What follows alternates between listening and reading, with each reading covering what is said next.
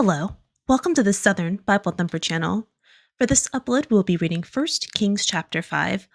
And Hiram, king of Tyre, sent his servants unto Solomon, for he had heard they had anointed him king in the room of his father, for Hiram was ever a lover of David.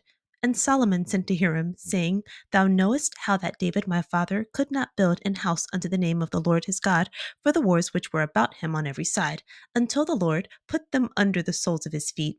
But now the Lord my God hath given me rest on every side, so that there is neither adversary nor evil occurrent.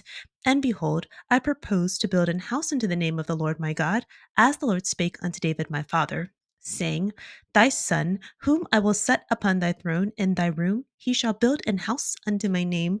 Now therefore command thou that they hew me cedar trees out of Lebanon, and my servants shall be with thy servants, and unto thee will I give hire for thy servants, according to all that thou shalt appoint. For thou knowest that there is not among us any that can skill to hew timber like unto the Sidonians. And it came to pass, when Hiram heard the words of Solomon, that he rejoiced greatly, and said, Blessed be the Lord this day, which hath given unto David a wise son over this great people. And Hiram sent to Solomon, saying, I have considered the things which thou sentest to me for, and I will do all thy desire concerning timber of cedar, and concerning timber of fir. My servants shall bring them down from Lebanon unto the sea, and I will convey them by sea in floats unto the place that thou shalt appoint me, and will cause them to be discharged there. And thou shalt receive them, and thou shalt accomplish my desire in giving food for my household. So Hiram gave Solomon cedar trees and fir trees according to all his desire. And Solomon gave Hiram 20,000 measures of wheat for food to his household, and 20 measures of pure oil. Thus gave Solomon to Hiram year by year. And the Lord gave Solomon wisdom as he promised him. And there was peace between Hiram and Solomon, and they two made a league together. And King Solomon raised a levy out of all Israel, and the levy was 30,000 men. And he sent them to Lebanon, 10,000 a month by courses. A month they were in Lebanon, and 2 months at home, and Adorium was over the levy. And Solomon had 60,010 that bare burdens, and 80,000 hewers in the mountains, beside the chief of Solomon's officers, which were over the work, 3,300, which ruled over the people that wrought in the work. And the king commanded, and they brought great stones, costly stones, and hewed stones, to lay the foundation of the house. And Solomon's builders and Hiram's builders did hew them, and the stone squarers, so they prepared timber and stones to build the house. In the current chapter, 1 Kings 4, this chapter documents Solomon's staff, prosperity, and legacy of peace. Solomon gains notoriety for his wisdom. He writes 1,005 songs throughout his life. In the previous chapter, 1 Kings 5, this chapter documents Solomon's agreement with King Hiram to have a temple built to honor the God of Israel. Summarizing 1 Kings chapter 5. So Hiram hears that Solomon had been anointed king. He sent messages to Solomon. What does the word envoy mean? Because now I want to know. I feel like I read this incorrectly the first couple of times that I read it.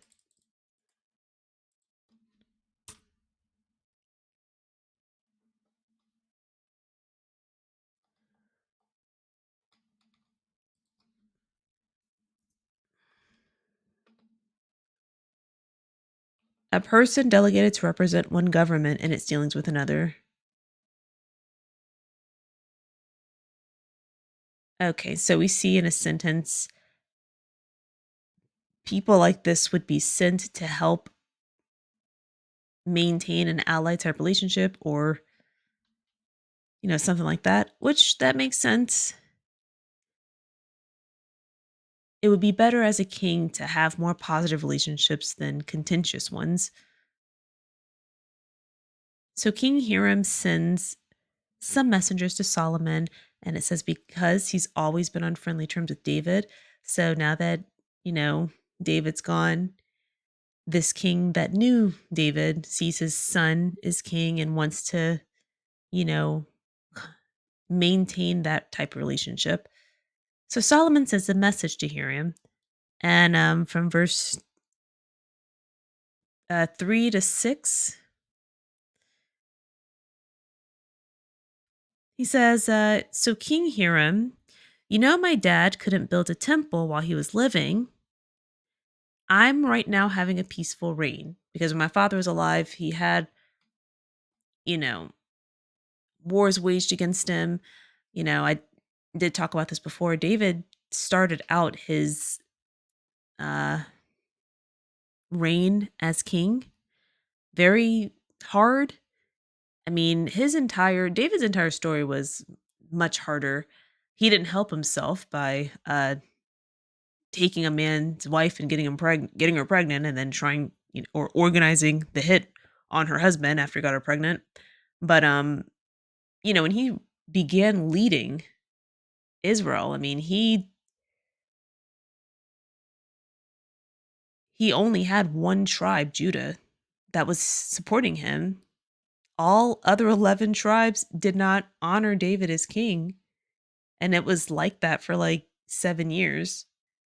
So, as he reigned, there were his sons tried to take over, and he just had much more difficulty and uh much more to deal with.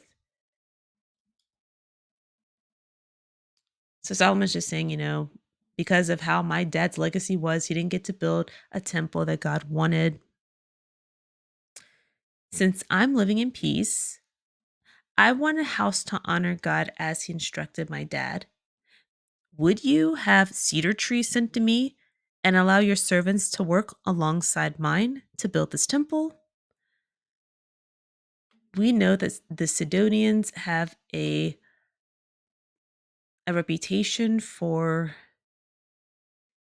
getting this done, with the timber.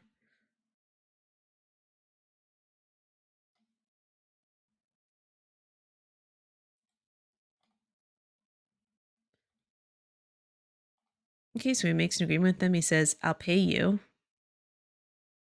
or I'll pay whatever,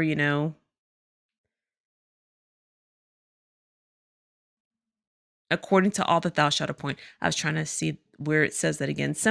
It'll say it different here. I will give hire for thy servants according to all that thou shalt appoint. But when you look at this other ones, New Living Translation, I will pay your men whatever wages you ask. The reason why, or I've already said this multiple times, you need to read multiple translations to really understand what the Bible says, because sometimes the translation will change it, change the meaning. So that's why I have this. What verse was that? Verse 6.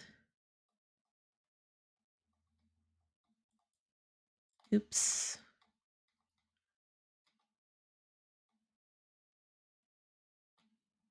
Mm.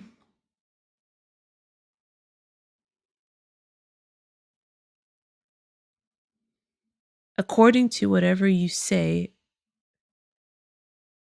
I will pay wages according to whatever you say. So this is the interlinear, the original, or the closest source we have to the original version in Hebrew. So this is what I'll look at this is what I will decide I'm going to believe, or I'm going to go with. If when I look in Bible Ref, it's like I can't make a decision what I think something means, I will go to this, and the interlinear will be like what I use as a tiebreaker. So what I was looking for now was just when Solomon agrees to pay, because that was something I wasn't quite clear on when I first read this. Because it seems like, King Hiram, what I first thought when I read this is that King Hiram began this interaction. And what I thought happened was he sent people to David to say, hey, I'm glad you're king. What can we do to help? But that's not what happened. King Hiram just wanted to maintain that positive ally because there's been a change in leadership. He had a good relationship with the previous king, and it seems like he wants to make sure that's still an open line of communication. Solomon really does want something. So, since we have this now. This is a way to build a an agreement, establish a relationship because we're trying to get something done.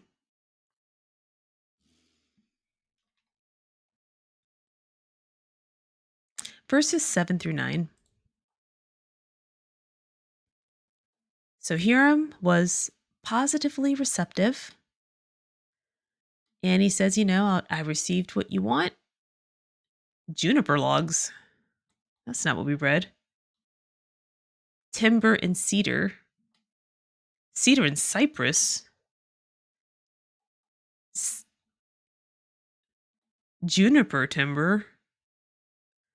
What in the world? These are different words. Juniper. I thought that was in a Bath and Body Works ingredient. Oh, okay. This is a bit much. It doesn't matter that much, but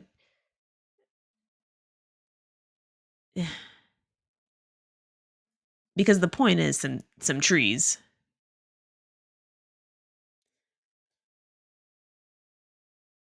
I will do all you want in providing the trees that you ask for. Cedar and juniper. But when we read it in the King James, it was timber and cedar, or timber of cedar, timber of fir. Okay, some trees. Okay. So far, King Hiram sends some messengers to make sure that communication is still open. Solomon tells the messengers, "Hey, this is something that I want to do. Can you help us with the uh, cedar and juniper, or cedar and timber, or can you help us with the trees?" Okay. And Hiram is receptive. He says, "Okay, I received your message. My men will do this and do that to help. And just you don't have to pay me. Just make sure you make food. Make sure there's food for all of us." And so, in this way, it was an agreement. So Solomon was able to get what he needed to build an elaborate official uh, mega church. And Hiram was able to get food because Solomon was giving him food yearly.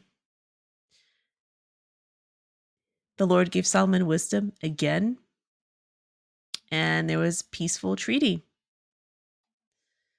So we get to verse 13 through 18. Solomon organizes a group or a levy of 30,000 men to work in Lebanon, 10,000 a month. And the way that worked out with each group of 10,000, they would be there in Lebanon for a month and then 2 months back at home with their families, or back with Israel. There was the leader of Solomon's forced labor is Adoniram. Okay. We also have 70,000 for general laborers, 80,000 for stone cutters, 3,300 supervisors and or project managers. Verse 17, Solomon commanded special stones be used for the foundation. And then at the end, we have Solomon commanded special stones be used for the foundation.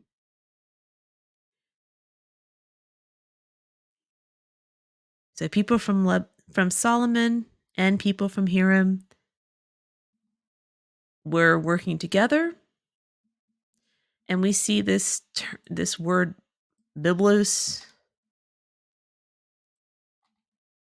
And when you click this and you look down, you see that the men of Gebel, biblos, Gebelites. And then here we have Solomon's builders, or the people from Israel, Hiram's builders, or the people of his nation, and the stone squarers. So the stone squarers is this is referring to either the Biblos or the Gebelites. Oh, okay. So when I just type this in because it just says, okay, well, first, let me go back a moment. First, go here to the interlinear so we can decide what term we like. Okay. Builders of Solomon and builders of Hiram. So those are the two groups. And the Gebelites. So instead of the stone squarers, the Gebelites or Biblos, whatever. That's why I typed in Gebelites because, again, this source is what I use for the tiebreaker.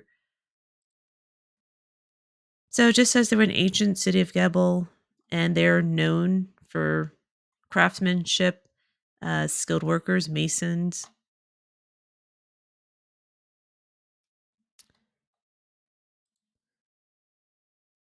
Okay, and so that is First Kings 5. Thank you for clicking on the video. I love you. Have a wonderful day.